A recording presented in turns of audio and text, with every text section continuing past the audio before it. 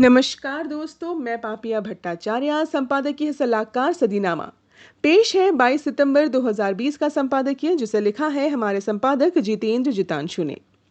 आज के संपादकीय का शीर्षक है मैराथन की लड़ाई की याद में दौड़।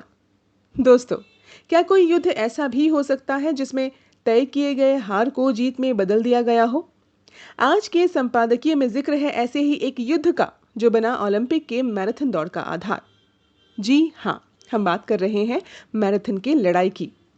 फारस और ग्रीस के बीच इस युद्ध में फारसी राजा डेरियस प्रथम जब पश्चिम को जीतने की ओर बढ़ा, ग्रीस के राजा ने स्पार्टा से मदद की गुहार लगाई, पर धार्मिक त्योहार मनाना स्पार्टा को उस वक्त ज्यादा जरूरी लगा और बाकी इतिहास है।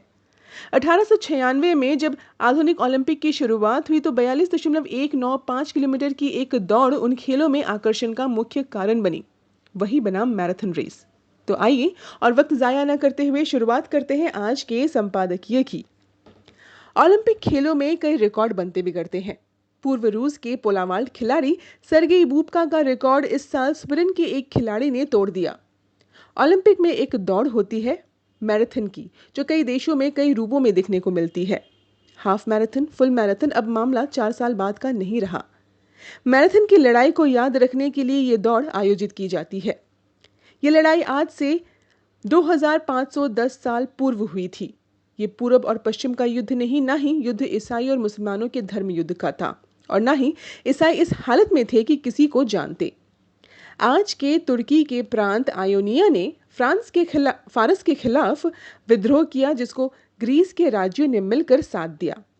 ये विद्रोह तो कुचल दिया गया, पर फारस के बादशाह डेरियस प्रथम ने ग्रीस को सजा देने की सोची।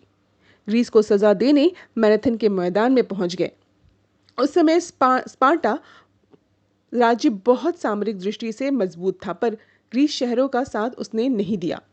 एक तरफ फारस की फौज और दूसरी तरफ एथेंस की फौज, जिसकी कमान 10 जनरलों के हाथ में थी। मुख्य सेनापति थे मिलिटियाडस।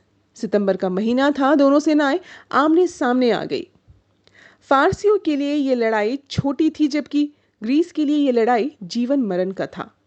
डेटियस 600 जहाज भेजे, जिसमें करीब 25,000 फौजी थे। सेनापति थे दातिस। ग्रीकों को सबसे ज्यादा डर था फारसी धनुषधारियों का। ग्रीक फौजी आमने सामने की लड़ाई में ठीक थे। ग्रीकों को डर था आगे बढ़ते ही धनुषधारी बाण वर्षा करेंगे और घुड़सवार साइड से हमला कर देंगे। मैराथन के मैदान में पहाड़ी की तरफ ग्रीकों के होने की वजह से फारसी सीधे हमला नहीं कर पा रहे थे। फारसी सेनापति ने ऐसी चाल चली कि इस युद्ध का भाग्य ही बदल गया। उसने अपने घुड़सवार दक्षों को एथेंस पर हमला करने के लिए जहाजों से भेजना शुरू किया। रात में ग्रीक फौजियों की मीटिंग हुई कि एथेंस की सुरक्षा के लिए फौज को वापस लौटना चाहिए, पर सेनापति मिलिटियाडस ने कहा लड़ेंगे।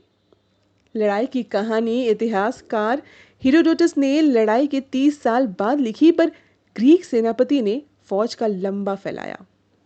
जब फारसियों ने ग्रीकों के केंद्र पर हमला बोला तो ग्रीकों ने उनको किनारे से घेरना शुरू किया और दो तरफ से घेर कर मारना भी शुरू किया। इस लड़ाई में 200 ग्रीक और 6,000 फारसी मारे गए।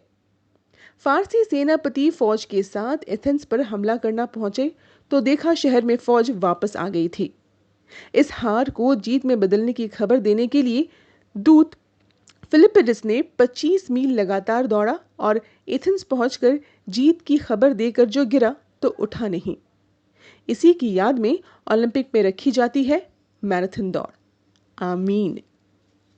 तो ये था दोस्तों आज का संपादकीय, लेखक जितेंद्र जितांशु। कल एक और विषय के साथ हम वापस मिलेंगे। तब तक के लिए नमस्कार।